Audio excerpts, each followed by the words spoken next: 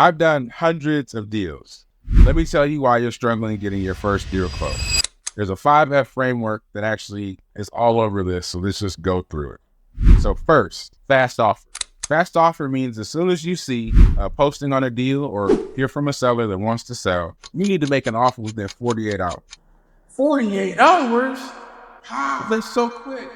Here's the thing. When you've been doing this for weeks or months, you know that those listings are plus or minus 40%.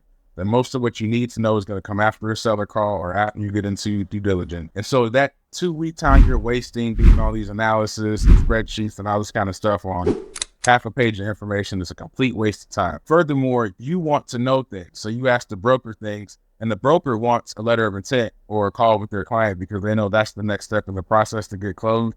And so you're actually projecting that you're not serious about the things that you need to know. This process isn't about you.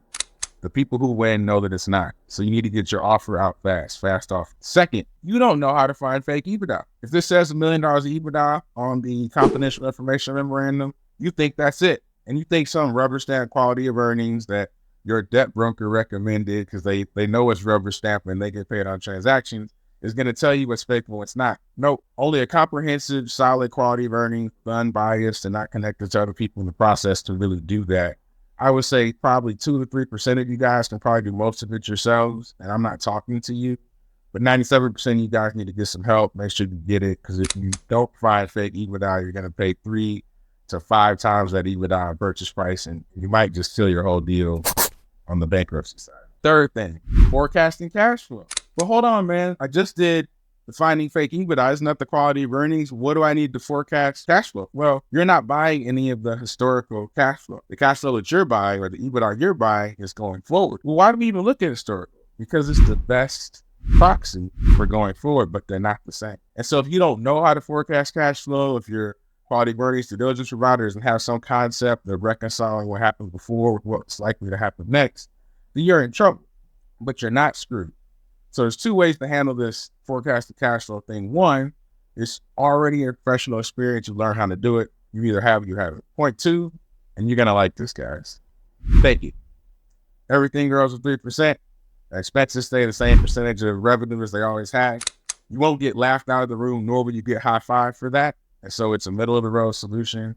Keep moving. Financing excellence. So most of you people are probably thinking about SBA financing, personal guarantee debt. And maybe that's the best solution. But some of you guys have high net worth, bunch of assets, rich families, done deals before, don't want to deal with the personal guarantee, or maybe your deal's a bit larger. And so in financing excellence for you, you may be screwing up because you're trying to fit a independent sponsor mezzanine debt big deal into an SBA 7A process, and they don't match. You're talking to the wrong investors. So what happens, let me tell you, because I get it all the time from my clients, they're saying, hey, my investors don't want to do my deal, and so therefore my deal sucks. No, you haven't mastered financing excellence. So the people who like your deal the most, you haven't even met yet. And if you haven't been around this long enough, you don't know who the right people are, and that's why you're not getting to your first close deal. So that was 4. The 5th is forcing to close. I can't force to close. Of course you can. Here's the thing. In any difficult, meaningful, impactful relationship, transaction, situation, there comes a point where you're checking stuff, you're evaluating, do you want to do it? And then both folks want to do it more than they don't. But there's enough ambiguity to cause anybody with a nasty lawyer, with a nasty accountant to walk away. Call it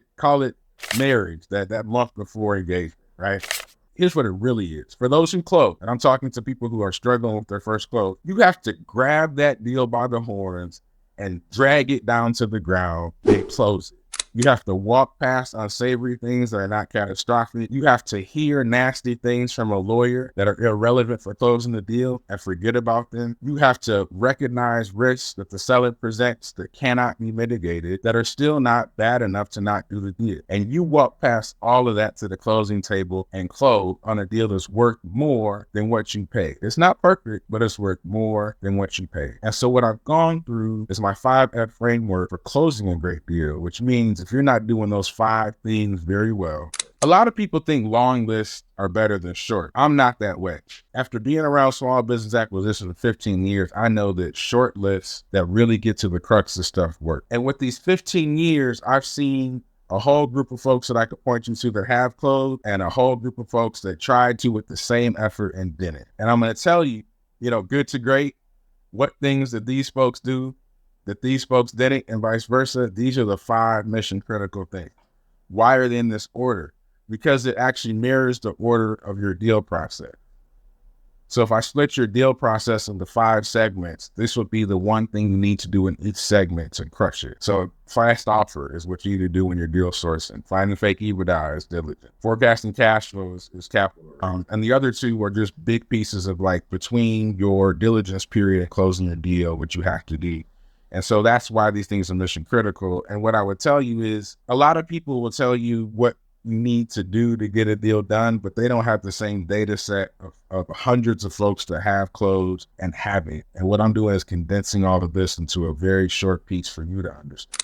You may not know how to get it done. You may say, hey, I really didn't understand 3, or I'm struggling with number 3. If that's the case, go to the link below the video, click it. We have opportunities for you to actually get coached. We have classes for you to actually learn this kind of stuff. And what you need to do is just think about, this is $1 million opportunity. This is not the time to be cheap. Get the support you need and click the link.